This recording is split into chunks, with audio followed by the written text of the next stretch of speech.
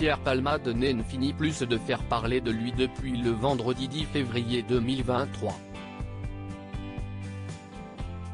Pour rappel, c'est ce jour-là que le comédien a causé un horrible accident de voiture, alors qu'il conduisait sa Peugeot 3008 sur la route départementale 372, reliant Melun à Damary-les-Lys.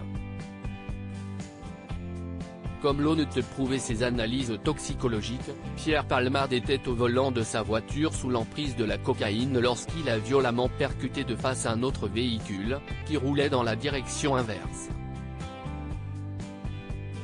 Peu après, une troisième voiture est venue s'encastrer dans les deux premiers véhicules déjà accidentés.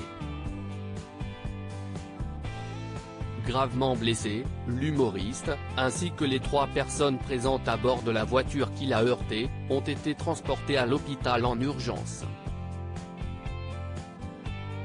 Au départ, le pronostic vital de Pierre Palmade était engagé, mais ses proches ont rapidement annoncé que ses jours n'étaient plus en danger. En revanche, les conséquences furent terribles pour les autres victimes.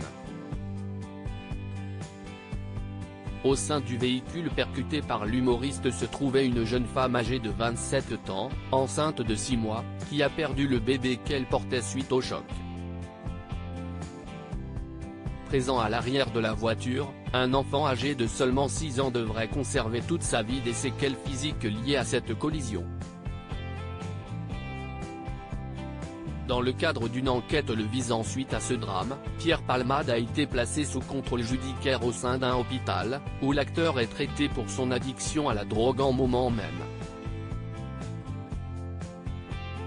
Pierre Palmade en boîte de nuit, des images d'archives de l'humoriste en compagnie de Bernard Montiel. Pour l'instant, les proches de Pierre Palmade sont restés très discrets dans les médias depuis l'accident du comédien.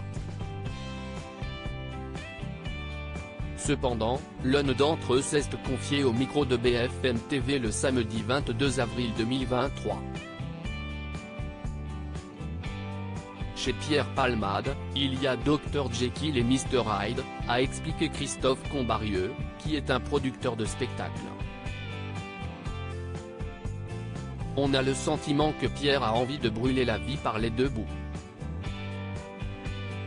Il suffisait d'aller dans toutes les boîtes à la mode pour trouver Pierre Palmade jusqu'à 5 h du matin, a-t-il par ailleurs ajouté, avant que la chaîne ne diffuse des images d'archives d'un jeune Pierre Palmade en train de faire la fête boîte de nuit, en compagnie d'un certain Bernard Montiel.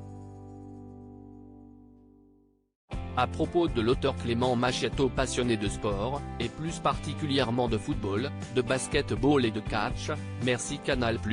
Koh-Lanta est pour moi le programme incontournable de la télévision française.